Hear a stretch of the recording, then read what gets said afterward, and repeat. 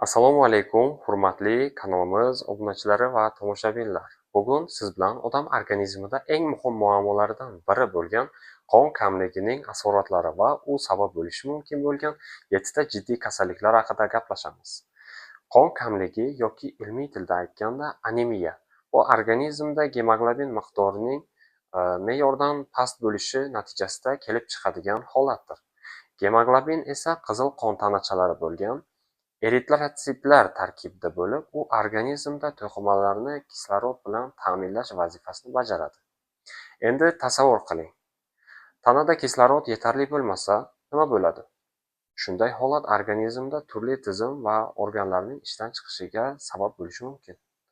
Keling, endi anemiya sabab bo'lishi mumkin bo'lgan top 7 kasallik haqida bugun batafsil to'xtalib o'tamiz. Birinchisi yurak yetishmovchiligi. Qon kamligida yurak to'qimalarini kislorodsiz qoldiradi. Shundan yurak kislorod yetkazib berishni kompensatsiya qilish uchun tezroq va kuchliroq uradi. Bu holat uzoq davom etsa, yurak muskullari charchaydi va natijada yurak yetishmovchiligi rivojlanadi. Bu hayot uchun xavfli bo'lgan og'ir holatdir. Ikkinchisi, miya ishemiyasi.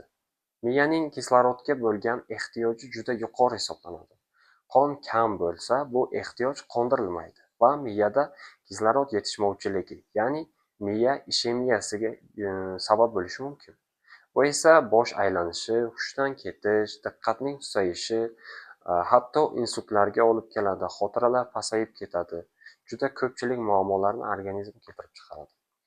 Uchinchi kasallik o'pka gipertenziyasi. Qon kislorod tashishga qodir bo'lmasa, o'pka bosimi ortadi. Natijada o'pka arteriyasi bosimi oshib, o'pka gipertenziyasi rivojlanib boradi. Bu holat nafaqat o'pka, balki yurakning o'ng bo'lmalariga ham bosim yuklaydi va ularning ishlashini izdan chiqaradi. Xo'p, keyingi kasallik teri va soch muammolari. Albatta bu to'rtinchisi. Qon kamligida teri rangpar, quruq va sovuq bo'lib qoladi. Sochlar to'kila boshlaydi, tirnoqlar mo'rtlashib ketadi.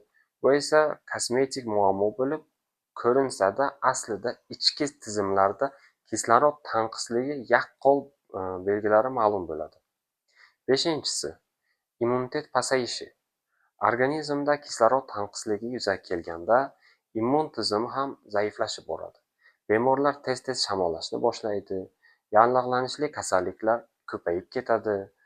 Xo'p, bu holat immunitetning tushishi natijasi hisoblanadi. Oltinchisi, homiladorlikdagi asoratlar.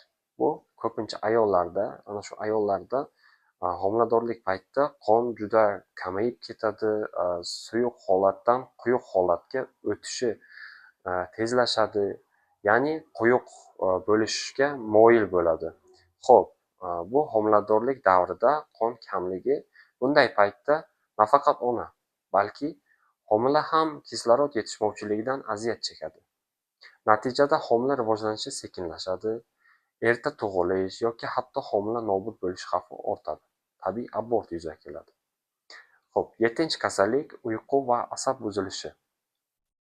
Qon kamligi markaziy asab tizimiga ham salbiy ta'sir ko'rsata boshlaydi.